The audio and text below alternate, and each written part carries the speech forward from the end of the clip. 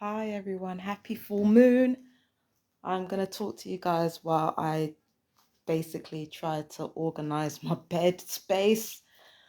Um, so, first of all, to start off with, how are my fellow TIs doing? How are you guys coping? Please let me know in the comments how you guys are getting along. I want to turn another light on actually. Please let me know in the comments how you guys are getting along, how you guys are coping. I know gang stalking is not easy. A problem shared is a problem halved, that type of stuff. So please let me know in the comments what you guys are, how you guys are coping. So with that in mind, I wanted to talk to you about something that happened just a few minutes ago. Okay, so little background. So yesterday I went into the co-op. I just got my little usual snacks and stuff like that.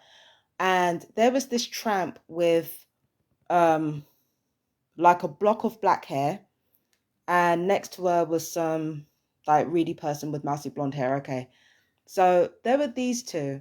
The tramp said something along the lines of, because the thing is they were behind me, and they said something along the lines of, she smells like pee. Now she tried to say that I smelled like pee and everybody heard it, and she was that loud that everybody fucking heard it.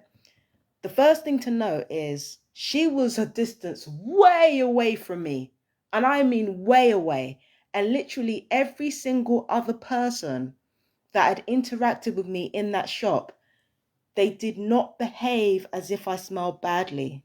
Now, I'm going to be open and honest right now, okay? I've had hygiene problems in the past, sometimes to the point of being quite bad. Like, either either I didn't dry out my clothes properly, or I was drinking too much soft drink that would have an effect on my hormones, or I wasn't using the type of cleansing utensils that I use now, right? So it was like a multitude of things. So I know from personal experience what an organic reaction to somebody smelling bad looks like. And this wasn't it. This was just one random idiot picking a fight out of nowhere. They were God knows how many feet away from me. And people who were right next to me did not react at all. 9 times out of 10, when I go in a co-op, the main complaint that people have about me is that I smell too good. And I'm not lying to you. I'm not lying to you. The main complaint, literally with every single person who's gang stalking me, or any person who doesn't even know me, right? They're like, wow, what's that? Wow, what is that? Like, if I don't smell amazing, then I don't smell like anything. That is my life these days. Okay, in the hygiene Olympics, I can comfortably say that I'm like a silver at the very least when it comes to this hygiene Olympics thing. I've come a long way. Okay. So this person tried to announce to the whole shop that I smelled like pee when they were like a few feet away from me. Nobody else complained. Nobody else said anything. And again, I can tell when a reaction is organic because, they will make it known. They will move away from you. They'll like try to say stuff under their breath or something like that. But it's in a way that's like it's organic. It's an organic reaction. As a human being, you know how you feel when somebody smells bad, and you know what your body does when somebody smells bad. And this is the thing, when I went in that co-op yesterday, I didn't get any of those reactions. It was just that one idiot talking shit. And while we're talking about the hygiene Olympics, that streaky, judging by that streaky tan and the fact that she was about to buy her boyfriend copious amounts of beer, I don't think either she or her boyfriend even place in the hygiene Olympics. So she might have been smelling herself there. She might have been smelling herself there. So what happened, right, was when these two people approached the till, I moved closer and closer to them because clearly the reason why they wanted to announce that I smelled like pee right in the middle of the shop was so that I turn around and argue with them. But I reversed it. I moved closer and closer to them. So when they were at the checkout, I moved right next to them. Okay, I moved right next to them. Didn't say anything. I just put my belongings on the checkout till. I just moved closer to them, closer to them, closer to them, and they were running out. I'm thinking, good, you need to be gone. Because at the end of the day, it's not going to be me who starts an argument. It's going to be you who starts an argument. And instead of me reacting to their lie and saying like, oh, what the fuck are you saying about me? What the fuck you saying? Instead of doing that, now they're the ones who look stupid. Because as soon as those people left, there was one co-op member of staff saying, they blatantly just said that to start a fight because they know me. Because they know me. And now, when I came back from the co-op a few minutes ago, as soon as my back was turned, the one member of staff, the same member of staff that was there yesterday, was still talking about the situation. They were saying, this woman said she smelled like piss when she didn't. And I'm like, now the person who yelled that right in the middle of the shop, now they look stupid. Now they look stupid. Not only do they look stupid, but now everybody's going to be questioning, why would you say that when it's not true? Because it's such a weird thing to lie about. It'd be one thing if somebody said something really big, like she's a pedophile, or she's, something really big, like she's a danger to kids or something like that, or she's like stabbed someone, or she's like fucking murdered people. It would be different if you said something big, or even if you said, she's violent, she's beaten up people before. I haven't, but it would be different if you made up a lie like that. But like, to make up a lie about something so small and to announce it like that, now people are starting to ask questions. And if every single member of the co-op is not a gang stalker, if there are some co-op staff members that are not gang stalkers, now they're going to be asking questions. What is going on? What is going on? What is happening where you've got this person's neighbors calling her out her name, and then on top of that, you've got people saying she stinks when she clearly doesn't. So what is going on? So that person who tried to start an argument with me, if they go back in there, I'll be shocked. If they go back in there, I'll be shocked, and I'll be very amused too.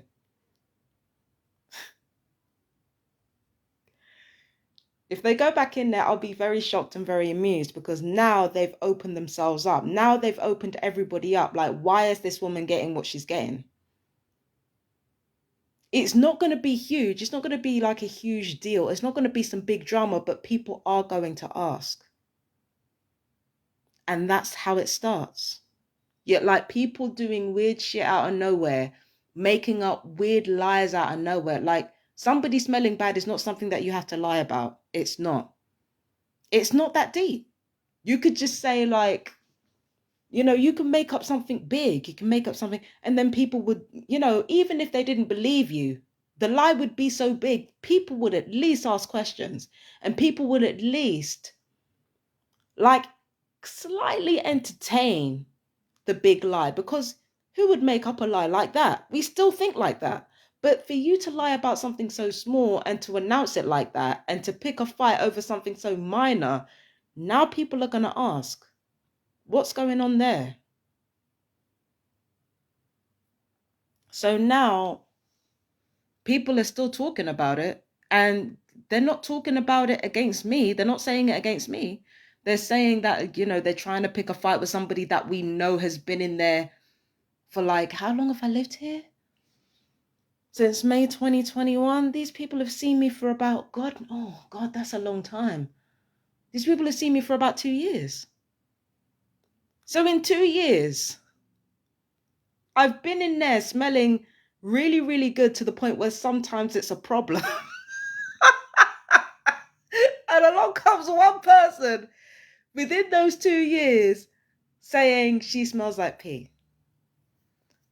And you're feet away from this. Come on now. Come on. That's ridiculous. That is ridiculous. I almost didn't say anything because, like, you know, as bad as it was, as bad as that lie was, and as bad as that setup was, there was something in me that was just like, why am I not reacting to this? Like, why is it not sitting well? Like, why is it not making me as angry as it should? Because, you know, this is something that gang stalking likes to do. They like to attack a past trauma. And the hygiene thing is a past trauma for me. So they like to attack past traumas. So I'm thinking, all right, they've attacked a past trauma, and like, maybe I feel a little bit self-conscious, but what really perplexed me was, why am I not angry? Why am I not angry? And that was why. Doesn't make any sense. So it's a small thing. It's a small thing. But now people are asking questions. Now people are like, what the fuck was that? They've known me for 2 years. I've been going in that shop for 2 years. And I've never seen that person before. So now they're asking, a lot of people are asking, what's up? If they're not involved in the gang stalking, because some of the staff members are, if they're not involved in the gang stalking, those not involved are going to be asking what the fuck's going on.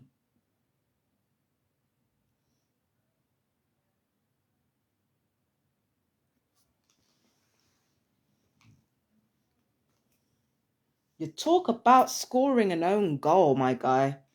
Not only do you have somebody trying to compete in a hygiene Olympics with me that doesn't even place, like, you have them tell a huge lie when they're feet away from me and nobody else has said anything. And when I say nobody else has said anything, I mean nobody else has said anything in 2 years. The only thing they've ever said about me is that I smell great. And that's the only thing they've said. One person, one staff member, I remember, they said, well, who does she think she is? Because of the perfume I was wearing.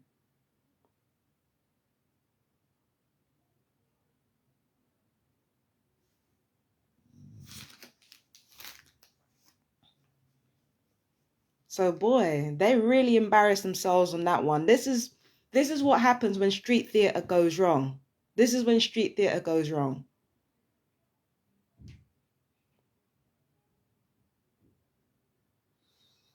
But anyway, I went to the co-op today to get some snacks. And I got some snacks because the full moon is coming up. It's going to be peak in the early hours of the morning. Now, what I'm hoping is that I'm not going to be up at the early hours of the morning like I was this morning, because I was up until about, what, 4 or 5 in the morning, and I wasn't really doing anything. I was just listening to music. But you know, my body clock has been kind of acting. Can I be real with you guys? Like, my body clock has been acting naturally when it comes to sleep, because, you know, there's this supposed understanding that human beings are supposed to wake up at a certain time and go to bed at a certain time every time, but I think that's against nature. I think the body clock naturally waxes and wanes, like, not even just like a woman's body, but anybody's body. I feel like there are times where humans are going to be more nocturnal, and then there are times when they're going to be more, what's that word? What's that word? Diurnal, I think it is. Like, when you're a morning person, I think that's diurnal. There are going to be times where the human being is more nocturnal, and there are going to be times where the human being is more on the daytime side. Do you understand what I'm saying? So I feel like, even though I'm going through a lot of stress, once again, I'm a targeted individual. I'm being tortured every day with electronic weaponry, and I'm being harassed every day, clearly from the co-op situation. I'm being harassed every day. I've got a lot of problems on my plate. Like, although I have all that going on, and although I know that sleep deprivation is a big part of gang stalking, in this case, I just feel like it's my natural body clock just doing what it does. Like, I know that if the gang stalkers had an opportunity, they would keep me up at every night, but the torture, they're torturing a bit to keep me up. It doesn't always work. So I feel like it's in this case, it's just my body clock. And then on top of that, it's technology because I'm on it a lot. So it's just one of those things where I just haven't been sleeping that well. But no. I'm not fucking new to this. I'm true to this. True to not sleeping on time. You know what I mean? And I got to tell you guys something else as well. The Devon thing fell through because of the strikes. So the trip that I was originally going to make, that's been postponed, and another date has to be put in place. So, I'm just waiting on that. But yeah, the strikes were just making it really difficult. I was determined though. I was determined. I said I was gonna get there come hella high water. I don't care what the expense is. I'm gonna find a way to get there. Sorry, I hope you didn't hear that. But yeah, I was gonna find a way to get there come hell or high water, but then it couldn't do it. Couldn't. Nobody could do it. The strikes were just affecting everybody, affecting everything. We couldn't do it. So yeah, so it's been postponed. So it looks like I am actually going to be here, but I said I was going to take a break from the 31st to the 6th of September in terms of readings, and that's exactly what I'm going to do. I'm not going to I'm going to use this opportunity to take a break nonetheless, because I feel like a break is necessary sometimes. So I'm going to be taking not more breaks, but make sure my breaks are regular rather than just being like, out of nowhere, like suddenly people don't see any readings from me. I'm going to find a way to make my breaks more regular so that people know what to expect, because consistency is important. So anyway, is there anything else to add? Full moon? Should I pull a card for you guys? I don't know. I want to pull a card for my fellow TIs. Hang on. Which one should I use though? My eye. Tell me. Yeah. My eye's on this one. So I'm going to pull a card from my fellow TIs right now. And I'm going to see what I get for you, all of you, for this full moon. So let me just see. Come on. Come out, you bastard. Sorry. I shouldn't talk to my deck. I shouldn't talk to my deck box like that, but annoying. Okay, this one immediately wanted to be seen. So I'm showing you guys before I see myself what the card is. All right. So, interesting. So we got Bloodstone, blood and detox, physical qualities, harness Earth's life force to promote regeneration, works with blood, heart circulation, and hormones. Yeah, we've talked about this because that can affect hunger. But that can affect a whole load of other different things as well, like mood. Can address menstruation problems, help detoxify the liver, spleen, kidneys, and intestines. Clears infections. This is an important one because a lot of TIs can suffer with infections as a result of non-ionized radiation and the wounds from directed energy weapons. Eliminates toxins related to tumors and other skin ulcers. So this is definitely to do with Havana syndrome for me. Not surprising. But what are the emotional qualities? Combination of green and red coloration helps ground, heightened spiritual awareness and physical reality. Yep. Now, the full moon in Vedic astrology, the full moon is in Aquarius, but this really sounds like some Virgo shit. Like grounding the spiritual awareness and bringing it to physical reality. That really sounds like Virgo stuff. Provides nurturing, helps clarify emotional confusion, improves confidence, courage, and motivation. Okay, so for the full moon, my fellow TIs, I want you to say it with me. I release all physical and emotional toxins. Shatabisha is a division of Aquarius. It's mid-Aquarius. And that nakshatra is to do with healing. It's to do with going to the depths of the underworld and clearing out anything that doesn't belong. Revelations are found beneath the earth. They're found in our shadow sides. They're found in our shadow selves. One image that comes to mind is Girl Interrupted. And, you know, Winona Ryder has Shatabisha in her chart. I think she's one of the main ones that people talk about when they talk about Shatabisha placements. She's one of the main celebrities people talk about. And I noticed that when Winona Ryder's character, Susanna Kaysen, goes down to the basement, because remember, Shatabisha is about the underworld. That's another reason why Shatabisha is also associated with crime, but that's for another conversation. She goes to the depths, goes to the basement, and it's like at the top, or like the surface level at the mental health hospital, she oscillates between thinking that she's sick and thinking that she's not. She doesn't know how she feels. She doesn't know why she does what she does. She tries to rationalize something that she ultimately doesn't understand, which is her behavior. She doesn't understand why she does what she does. But then she goes to the depth, she goes to the basement where Lisa, Angelina Jolie's character, drags her to. And Revati, Angelina Jolie is Revati, and this is interesting because Revati, which is in Pisces, I've lost you guys now, I'm so sorry. Revati, which is in Pisces, it basically takes the lowest steps and makes them into something sacred. So you've got Revati and Shatabisha together going to the depths.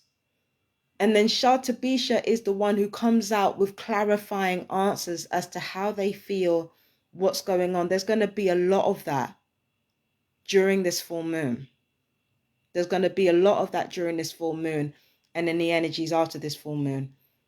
We could end up going into our shadow selves and finding answers that we wouldn't have found if we hadn't have taken ourselves there. And it, you know, I'm talking about the subconscious, but I'm also talking about the parts of ourselves that we try to hide from people, the parts that we don't want other people to see. But that's where we find our clarity when the moon is in this position.